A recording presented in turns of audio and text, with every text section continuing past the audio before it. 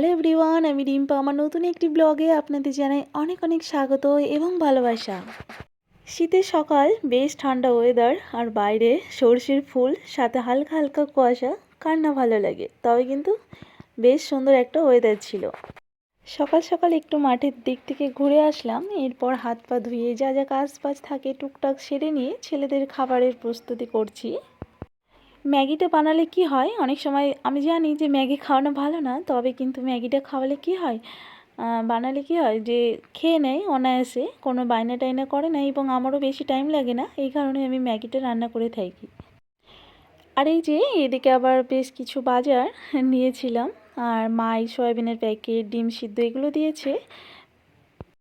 আর কি দোকানের যেগুলো বাড়তি মাল, যখন দেখা যায় কি এগুলো আর ফেলা টেলা যাবে, তখন দিয়ে দেয় আর সেটাও খাওয়া হয়ে যায়, ভালোই হয়।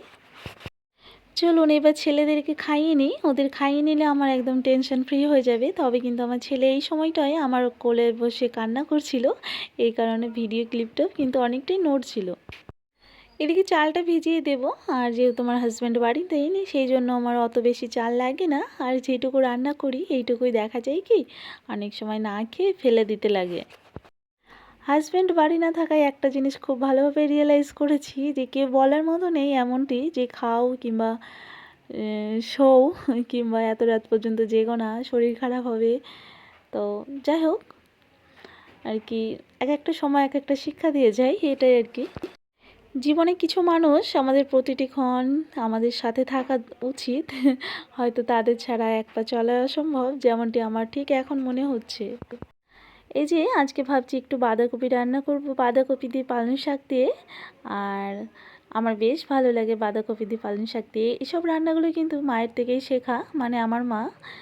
আর এগুলো আমি বেশিরভাগ করে থাকি। আজকে একটু বাঁধাকপি তরকারি বানাবো, আর তার সাথে বানাবো ডিম দিয়ে আলু পটলের তরকারি। আমি এখন যেখানে ভয়েস দিচ্ছি সেখানে কিন্তু আমি পুরোপুরি একা রয়েছি, এবং রীতিমতো কিন্তু আমার শাশুড়ি এবং শ্বশুর মাঝে মধ্যে এসে দেখে যাচ্ছে, ভাবছে হয়তো অন্য কারোর সাথে গল্প করছে কিংবা কিছু। তবে কিছু করার নেই, আমাকে সন্দেহ করে কোনো লাভ নেই, আমি যেটা মনে করি। এদিকে কিন্তু রান্নাটা বসিয়ে দিয়ে আমি এদিকে ঘর দোরগুলো একটু একটু করে গুছিয়ে নিয়েছি, যেগুলো আপনাদের সঙ্গে শেয়ার করিনি। হয়তো রোজ রোজ একই জিনিস শেয়ার করলে আপনারাও বোরিং ফিল করবেন, এবং আমার ব্লগগুলোও এক টাইপের হয়ে যাবে। আলু পটলের তরকারি আমার কাছে বেশ প্রিয় আর বেশ ভালোও লাগে। তবে কিন্তু আজকে কি করব, এর মধ্যে একটু ডিম দিয়ে দেবো। তার কারণ হলো আমার ছেলে তাহলে চুপচাপ খেয়ে নেবে, আর এই তরকারি একটু ওই ঘরেও দেব। তবে আজকে এক জায়গায় নিমন্ত্রণ আছে, সেখানেও যাবো, আর আপনাদের সঙ্গে একটু একটু করে শেয়ার করব যদি পারি তো। দিনের শুরুটা যেভাবেই হোক না কেন, রান্নাবান্না এবং কাজ বাজগুলো কিন্তু করতেই লাগবে আমাদের মতো হাউসওয়াইফদের, কেননা এটাই আমাদের রিয়েল লাইফ। আর এই যে এদিকে বলতে বলতে আমার তরকারিটা কিন্তু অনেকটাই কষা হয়ে গেছে। এরপর আমি ডিমটা অমলেট করে নিচ্ছি। আমার ছেলে কিন্তু ডিম শুধু অমলেট করে দিলেই কিন্তু ভাত খেয়ে নিতে পারে। তবে কি করলাম আমি, যে ডিমটা অমলেট করে তরকারির মধ্যে দিলে একটু ভালো লাগবে, এই কারণে দিয়ে দিলাম। হাজব্যান্ড বাড়ি না থাকায় বাড়িতে কিন্তু একদম একা একা মন মরা লাগছে, এবং ভালোও লাগে না। তবে কিন্তু কি আর করবো, এভাবেই থাকতে হবে। ছেলের যেহেতু পরীক্ষা চলছে এখন, আর পরীক্ষা হয়ে গেলে আমরা একটু ঘুরতে যাব।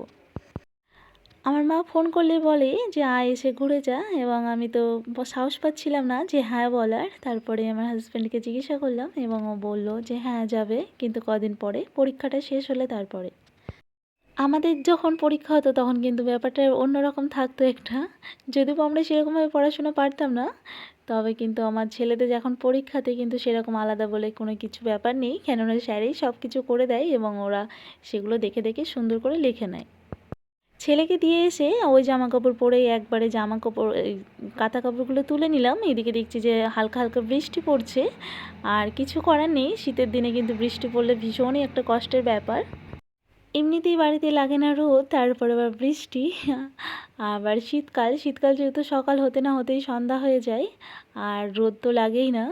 তবে কি আর করা যাবে, জামা কাপড় এমনিই শোকায় না, তারপর আবার বৃষ্টি শুরু হয়েছে। আজকে একটু চিকেন নিয়ে এসেছিল, আর সেটা দুই জায়গায় ভাগ করা হয়েছে দেখতে পাচ্ছেন। আর সেটা আমি এখন আর রান্না করব না, এখন এগুলো গুছিয়ে রেখে দেবো। আর রান্না করলে তো রান্না হয়ে যাবে, তবে কিন্তু আমাদের প্রতিটি গৃহিণীদের একটু হিসাব করে চলা উচিত।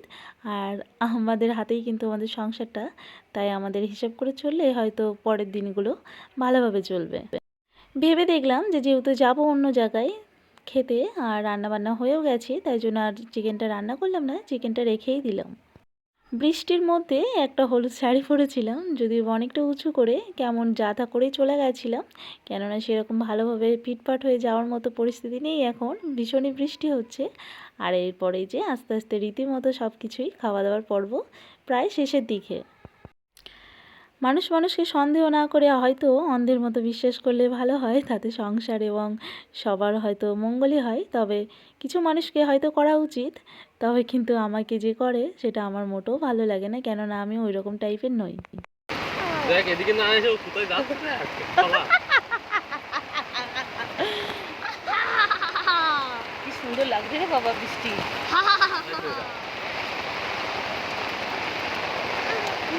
কি দারুণ লাগছে, বৃষ্টিতে সব ভেজে গেছে কোথাও। তবে আমার মনে হয় যে কিছু কিছু মানুষের কথায় কান না দিয়ে নিজের পথে এগিয়ে চলা ভালো।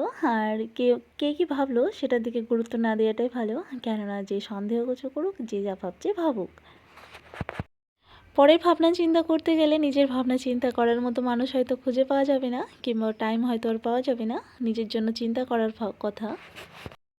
এই যে মাঝে অনেকটা টাইম কেটে গেছে, যেহেতু বৃষ্টি হচ্ছে, ভালো বৃষ্টি হচ্ছে বেশ, আর সেই কারণে কি করলাম, আজকে একটু পকোড়া বানিয়ে নিলাম, চিকেন যেহেতু ছিলই।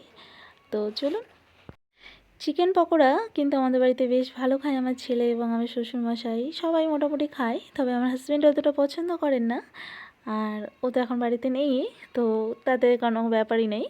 তো চলুন, চিকেন পকোড়াটা বানানো হয়ে গেছে, এরপর ওরা কিন্তু খেয়ে নিয়েছে রীতিমতো, তাই আমি আর ভিডিও শ্যুট করতে পারিনি, যেহেতু মাংস অনেকটাই কম ছিল আর ভাজতে ভাজতেই খাওয়া হয়ে গেছিলো। আমি ওদের বানিয়ে দিয়ে তারপরে এই যে গ্যাস ট্যাসগুলো মুছে পরিষ্কার করে নিচ্ছি। আর আজকের ব্লগটা আমার কেমন লাগলো আপনারা কিন্তু অবশ্যই কমেন্ট করে জানাবেন। যদি কিছু ভুল ত্রুটি কথা বলে থাকি তো ক্ষমা দৃষ্টি চোখে নেবেন। আর এই যে আজকে আমার শাশুড়ি মা এই যে কিছু সবজি নিয়ে এসে দিয়েছিল, আর একটু গরম গরম জিলিপি, বেশ ভালো লাগে খেতে। তবে যেহেতু পকোড়াতে টাইম আর কি ভাগে পাইনি, তাই ভাবছি সন্ধ্যাবেলা একটু জিলিপি খাবো বসে বসে। একা একা বসে থাকতে থাকতে অনেক রকম কথাবার্তা মনে পড়ে, এবং সেই অনেক দিন আগেকার এই ভিডিওটি একটু দেখছিলাম, তো আপনাদের সঙ্গে একটু শেয়ার করলাম। আমার ছোট্ট সোনা আগে কত কিউট ছিল, আর এখন কিন্তু ওর শরীরটা অনেক খারাপ হয়ে গেছে। তো এই আর কি। তবে চলুন আজ এখান থেকেই বিদায় নিই। ব্লগটা যদি ভালো লাগে তাহলে কিন্তু আমার পাশেই থাকবে।